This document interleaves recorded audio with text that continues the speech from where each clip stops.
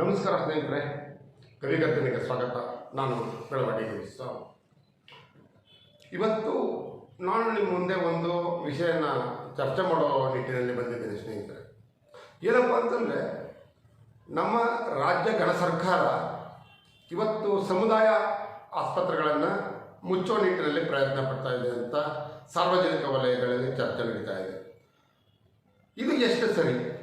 ಮಾನ್ಯ ದಿನೇಶ್ ಗುಂಡೂರಾವ್ ಅವರೇ, ಆರೋಗ್ಯ ಭಾಗ್ಯ ಎನ್ನುವಂತಹ ಯೋಜನೆಯಲ್ಲಿ ತಾವು ಮಾಡುತ್ತಿರುವ ಯೋಜನೆಗಳು ಸರಿಯೇ?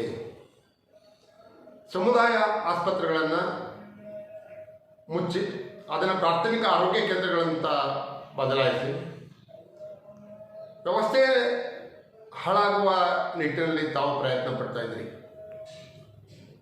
ಸಮುದಾಯ ಆರೋಗ್ಯ ಕೇಂದ್ರಗಳು ಇದ್ದರೆ ತುರ್ತು ಚಿಕಿತ್ಸಾ ಸಮಯದಲ್ಲಿ ಸಾರ್ವಜನಿಕರಿಗೆ ತುಂಬ ಅನುಕೂಲ ಆಗುತ್ತೆ. ಆದರೆ ನೀವು ಮಾಡ್ತಾ ಇರೋದು ಏನು?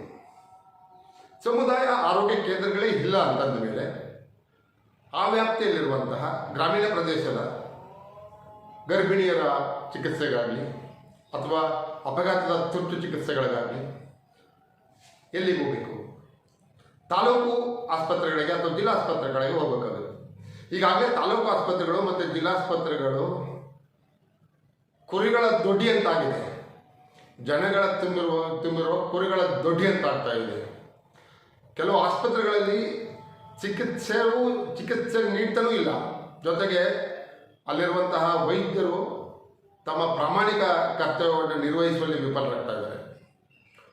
ಇಂತಹ ಸಂದರ್ಭದಲ್ಲಿ ಜನೋಪಯೋಗಿ ಸರ್ಕಾರ, ಜನರ ಆಶೋತ್ತರಗಳಿಗೆ ಸ್ಪಂದಿಸುವಂತಹ ಸರ್ಕಾರ, ಕಾಂಗ್ರೆಸ್ ಸರ್ಕಾರ ಅಂತ ಜನ ಬಿಂಬಿಸ್ತಾ ಇದ್ರು.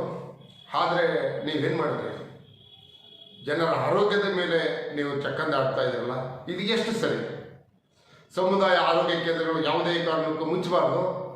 ಅವು ಮತ್ತೆ ಹಿಂದೆ ಇದ್ದಂತಹ ಸ್ಥಿತಿಯಲ್ಲಿ ವೈದ್ಯರು ಅಲ್ಲಿ ಕರ್ತವ್ಯ ನಿರ್ವಹಿಸಬೇಕು. ಜೊತೆಗೆ ಅದಕ್ಕೆ ಅವಶ್ಯಕತೆ ಇರುವಂಥ ಸಿಬ್ಬಂದಿಯನ್ನು ಸರ್ಕಾರ ನೇಮಕ ಮಾಡಬೇಕು. ಅದನ್ನು ಬಿಟ್ಟು ಸಮುದಾಯ ಆರೋಗ್ಯ ಕೇಂದ್ರಗಳನ್ನು ಮುಚ್ಚಿ ಜಿಲ್ಲಾ ಮತ್ತು ತಾಲೂಕು ಆರೋಗ್ಯ ಕೇಂದ್ರಗಳಿಗೆ ಹೆಚ್ಚಿನ ಸಹಕಾರ ಅಥವಾ ಪ್ರೋತ್ಸಾಹ ನೀಡಿದರೆ ಗ್ರಾಮೀಣ ಪ್ರದೇಶದ ಜನರ ಆರೋಗ್ಯದ ಸ್ಥಿತಿಯ ಮೇಲೆ ತುಂಬ ಪ್ರತಿಕೂಲ ಪರಿಣಾಮ ಬೀರುತ್ತೆ ಅಂತ ಹೇಳ್ತಾ ಮತ್ತಷ್ಟು ಸುದ್ದಿಯೊಡನೆ ನಿಮ್ಮ ಮುಂದೆ ಬರ್ತಾ ಇದ್ದೀನಿ. ಧನ್ಯವಾದಗಳು.